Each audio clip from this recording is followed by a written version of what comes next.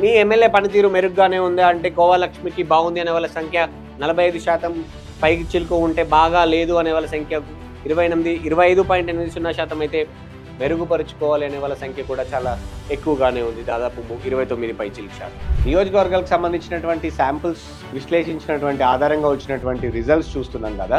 కేవలం పేపర్ శాంపుల్సే కాదు, ప్రజలు కూడా ఏమనుకుంటున్నారో, ప్రజల అభిప్రాయం ఎలా ఉందో కొన్ని వీడియోల్ని చిత్రీకరించింది తెలుగు 360. అది సంబంధించినటువంటి రిజల్ట్స్ కూడా ఇప్పుడు మనం చూద్దాం. సర్వేలో భాగంగా ఆసిఫాబాద్ నియోజకవర్గానికి అయితే వచ్చాము. అక్కడ సంబంధించిన గ్రామాల్లోకి అయితే వచ్చాము. గత ఎట్లున్నాయి 20 నెలలు అయితే కాంగ్రెస్ గవర్నమెంట్ అయితే ఉంది. అంతకుముందు బీఆర్ఎస్ కేసీఆర్ ఉండే, ఎట్లా ఉంది ఇప్పుడు? ప్రస్తుతం అయితే మంచిగా లేదు.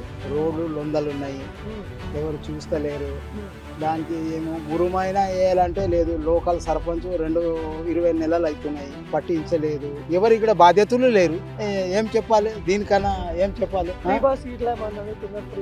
ఫ్రీ బస్ ఆడోళ్ళకి అందుతున్నది. ఇప్పుడైతే కాంగ్రెస్ మంచిగా ఉన్నాయి. రుణమాఫీ అయింది, తర్వాత ఇందిరమ్మ ఇల్లు, తర్వాత రేషన్ కార్డ్. ఇప్పుడైతే కాంగ్రెస్ మంచిగా ఉన్నాను. ఎట్లుంది మన ఈ నియోజకవర్గం? ఎట్లా పనులు చూడండి, ఇప్పుడు వరకు ఫస్ట్ సారి బస్సు లేడీస్ కు ఫ్రీ ఉన్నాయి.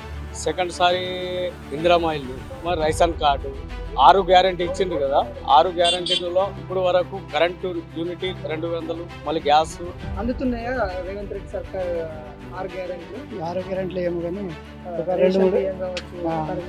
కరెంట్ ఫ్రీ ఉన్నది, బస్సు ఫ్రీ ఉన్నది, రేషన్ ఫ్రీ ఉన్నది. ఎట్లా మీ ఎమ్మెల్యే కోవా లక్ష్మి గారు ఎట్లా పనిచేస్తారు? బీఆర్ఎస్ ఇదంతా మంచిగా లేదు. ఇప్పుడు మళ్ళీ ఎలక్షన్స్ వస్తున్నాయి, సర్పంచ్, ఎంపీటీసీ, డిప్యూటీసీ. ఏ పార్టీ గెలిచే అవకాశాలు? ఆసిఫాబాద్ ఏమైనా పనులు అవుతున్నాయి, అభివృద్ధి చేస్తురా? ఎట్లా ఉందంట? ఇప్పుడైతే ఏం కనిపిస్తలేదు సార్. ఇప్పుడైతే ఎట్లా ఉంది, రోజులు అయినాయి కానీ ఏమో కేసీఆర్ హామీలు ఏం తీసుకున్నాడు కానీ హామీలు ఏం కనిపించలేదు.